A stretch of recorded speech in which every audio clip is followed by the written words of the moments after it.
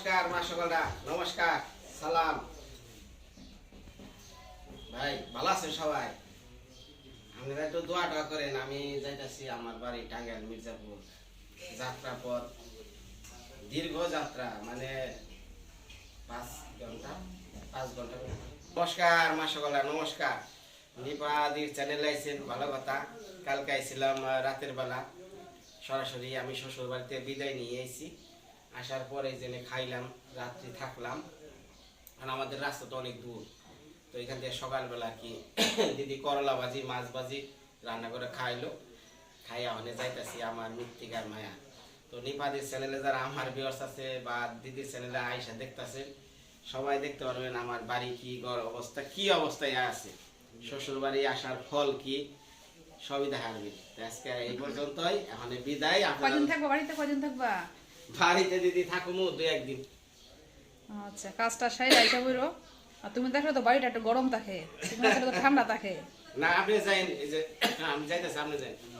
আমি তো যাইতে এসে, আমি গেলে তো গরম হয় না, তুমি দেখলে তো গরম হয়। চিৎকার চেঁচামেচি এই চলে। দিদি যাই। আচ্ছা ঠিক আছে, সাবধানে যাও। কি কিছু বাকি আছে নেওয়ার? নিয়ে যাও সব কিছু। আর কিছু আছে? না কিছু না। চার্জার আনছিলা? চার্জার নিছি, ব্যাগে ভরা আছে। যাই। আচ্ছা ঠিক আছে, ওকে যাও, সাবধানে যাও। হ্যালো, এই রওনা দিব, রওনা দিছি।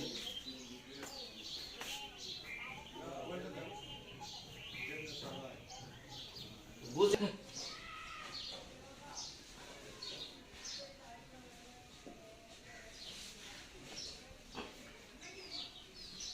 আমাকে কোন বাস উঠবে বলে দেন। সেখান থেকে নেত্রকোনা যাবো নাকি এখান থেকে? এদিকে নেত্রকোনা ময়মনসিংহ বাস পাওয়া যাবে না এদিকে।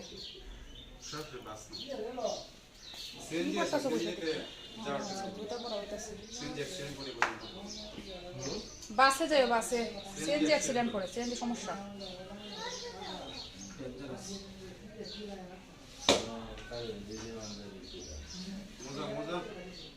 মজা হায় হায় রে, মজা করছে। একটা মতো করছে, আর একটা মনে নাই। বাদ দাও, একটা হইলে হইব। দেখা যায় না তো, না দেখা যায় মোজা পড়লে। বাড়িতে যাওয়ার জন্য বিনবাবু অস্থির হয়ে গেছে, যেন এক মোজা পড়ছে না, আর এক মোজার খবর নাই।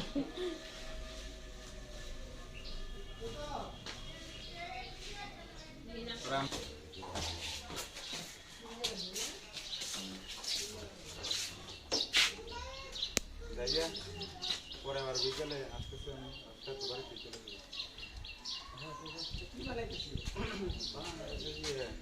সামার সেল দিতেছে, সাবমার্সিবল।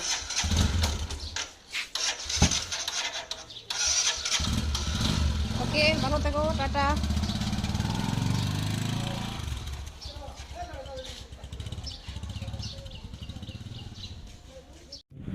সুন্দর একটা পরিবেশ, শহর আর গ্রামের সংমিশ্রণ। অর্থাৎ অপাশে হচ্ছে যে হাইওয়ে রোড, এদিক থেকে নেত্রকোনা যাওয়া যায়, নেত্রকোনা থেকে তারপর ময়মনসিংহ হয়ে একদম ঢাকা যাওয়া যায়।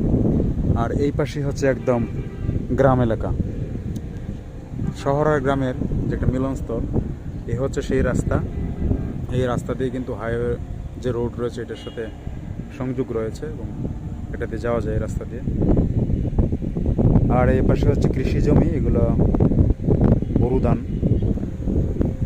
হালকা কিছু ঠান্ডা রয়েছে, সাথে বাতাস, আবার রোদেরও মোটামুটি তাপ রয়েছে। সব মিলিয়ে মানে উষ্ণ একটা পরিবেশ, মানে খুব ভালো লাগার মতো আর কি। কর্মসংস্থানের লক্ষ্যে মানুষ এখন গ্রাম থেকে শহরে পাড়ি জমিয়েছে, যে কারণে এখন গ্রামে নীরবতা বা শুনশান একটা পরিবেশ। লোকজনের আনাগোনা খুবই কম। দেখেন এই যে আমি এদিকে হেঁটে যাচ্ছি, খুবই অল্প লোকজন। এমন না যে লোকজনের কাজ রয়েছে সেজন্য বাড়িতে নেই, এখন কিন্তু খুব বেশি একটা কাজ নেই। যে ধানের জমি রয়েছে আমাদের এদিকে, এগুলো কিন্তু মোটামুটি সব কাজ শেষ। তারপরেও কিন্তু লোকজনের খুব একটা দেখা নেই। প্রত্যেকটা বাড়িতেই দেখলাম যে মানুষজন খুবই কম। তো একজনকে জিজ্ঞেস করেছিলাম, উনি বললেন যে এই এলাকার বা এখানে যে বাড়িগুলো রয়েছে অধিকাংশ মানুষই ঢাকা গার্মেন্টসে রয়েছে বা আমাদের যে চিটাগং বিভাগ রয়েছে, ওইদিকে কাজ করে কৃষিকাজ। ওইদিকে কৃষিকাজ করার একটা কারণ হচ্ছে এখানে মজুরিটা ভালো পাওয়া যায়, আপনার 1000 থেকে 1200 টাকা পাওয়া যায়। সে কারণে তারা এলাকা ছেড়ে ওইদিকেই কাজ করে, মাঝে মধ্যে এলাকায় আসে।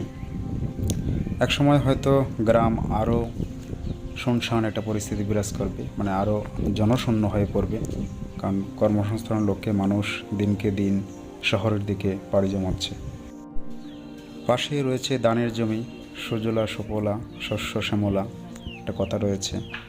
তো এগুলো গ্রামে আসলেই দেখা সম্ভব, শহরে থেকে এগুলো ফিল নেওয়া কোনোভাবেই সম্ভব না। তো এইসব ধানের জমি 2 থেকে 2.5 মাস পরেই পরিপূর্ণ হবে, তখন এগুলো থেকে ধান সংগ্রহ করা হবে। তখন আবার মানুষের মধ্যে একটা কর্মব্যস্ততা আসবে, যারা শহরের দিকে আছে তারা আবার তখন এলাকায় আসবে। শেখে শেখে তোমার পিছনে যে তোমার বোন সাথে শার্ট পরছে, হ্যাঁ, আর তোমার শার্ট। কেমন আছেন?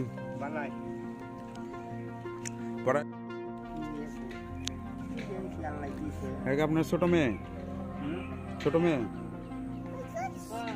ছোট মেয়ে, পোলাপান কয়জন আপনার? 3 মেয়ে। ছেলে ছেলে নাই। এমনিতে আমরা এই হেকমত ভাইয়ের মতো, হেকমত ভাইয়ের চিনেন বরকাফনের হেলার তো মেয়ে বিয়ে দিয়ে দিছে বিনয়। আচ্ছা, কয়দিন আগে আমাদের গ্রামে বিয়ে হয়েছে। হেলার মনে হয় 4 জন না 5 জন মেয়ে। আমি 7-8 বছর থেকে দীর্ঘদিন পর এদিকে আসা হইলো। আয়সা আমাদের এই আলমাজ ভাইয়ের সাথে দেখা হয়ে গেল। তো এই ঘরটাই যে বিনয় করে দিছিল, এই ঘরটা যারা ভিউয়ার্স ছিল ওনাদের সাহায্য সহযোগিতায় এখন মোটামুটি উনি ভালোই আছেন। ওটাতে ঘর তো আগে ভাঙাচোরা ছিল, হ্যাঁ আমি তো খেয়াল করছি না। এখন ভালো হয়েছে, যত্ন করে রাখবেন। কেমন আছেন ভাবি? না, বিনয় বলছিল যদি এদিকে আসা যাওয়া হয় তাহলে দেখে যাওয়ার জন্য। আর এমনি তো প্রতি মাসে তো একবার এদিকে আসাই হয়, এই আর কি মূলত। জান যে এত কাছে বরকা ফোন তোর দূরে না, আসে তো এখনো আছে, সেও আছে। বেশি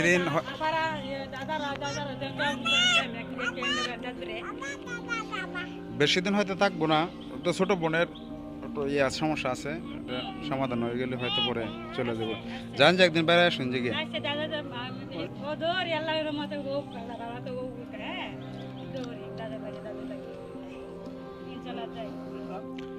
এক সময় এই জমিগুলোতে ধান গাছ লাগানো হয়েছিল বা ধানের আবাদ করা হয়েছিল, কিন্তু পাহাড়ি ঢলে বন্যায় সব কিছু তলিয়ে গিয়েছিল, যার কারণে এখন এগুলো পতিত জমি হিসেবে পরিগণিত হয়েছে।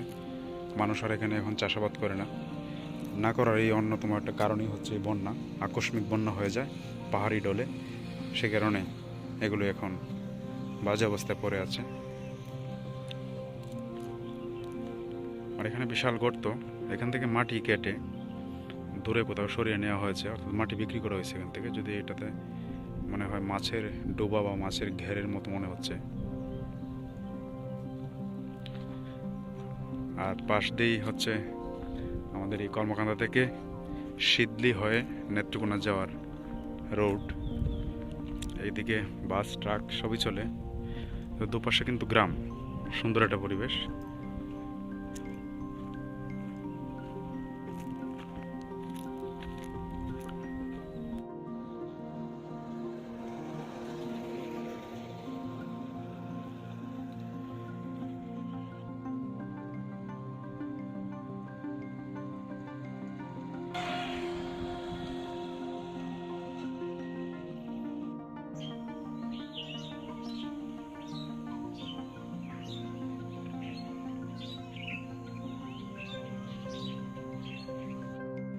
এখন আর আগের মতো বন জঙ্গল দেখা যায় না, সব দিক দিয়েই মানুষ গাছপালা কেটে ফসলের মাঠ তৈরি করেছে, কেউ বা বসত বাড়ি নির্মাণ করেছে। তো আমি যখন এই রাস্তা দিয়ে যাচ্ছিলাম, হঠাৎ করেই এই গাছগুলো আমার নজরে পড়লো, দেখে অনেকটা ভালো লাগলো যে এখনও এই ধরনের ঘন জঙ্গল, যদিও এটা খুব বেশি বড় না, ছোটোখাটো একটা ঘন জঙ্গল, কিন্তু দেখে অনেক ভালো লাগলো। কারণ আশপাশে এই ধরনের ঘন জঙ্গল আর একটাও নেই। এখানে কি কি গাছ আছে আমি জানি না, প্রচুর পরিমাণে গাছ দেখতে পাচ্ছি। যদিও ঝোপঝাড় খুব একটা নেই, গাছগুলো মোটামুটি মাঝারি আকারের সব গাছ। চলেন এটা ভিতরে যাই, কি অবস্থা দেখি। আর আমি একটু রেস্ট নিলাম, রাস্তা দিয়ে বাইক চালাতে চালাতে একদম হাঁপিয়ে গেছি, ভাবলাম একটু রেস্ট নিই।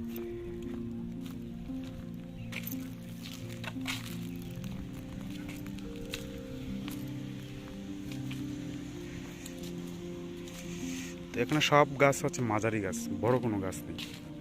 দূর থেকে যতটা জঙ্গল মনে হয়েছে, আসলে কাছে এসে এত ঘন মনে হচ্ছে না। তবে এখানে কিন্তু প্রচুর পরিমাণে গাছ রয়েছে। এতগুলো গাছ একসঙ্গে আমি 1 বছরের মধ্যে কোথাও দেখি নাই, বিশেষ করে আমাদের এলাকায়। উপর দিকে যদি একটা দেখাই, উপরে কিন্তু একদম গাছের পাতায় ছেয়ে আছে, আকাশ দেখা যাচ্ছে না। সামনে একটা বাঁশঝাড় আছে। এই বাঁশঝাড় একসময় আমাদের বাড়িতেও ছিল, কিন্তু কালের বিবর্তনে এখন সবগুলো হারিয়ে গেছে। এখন আর বাঁশঝাড় আমাদের বাড়িতে নেই। এমন একটা সময় গেছে যে আমরা 50টা 100টা করে বাঁশ বিক্রি করছি প্রতি 15 দিন পর পর। এত বাঁশ ছিল, কিন্তু এখন আর নেই। এই যে বাঁশঝাড়।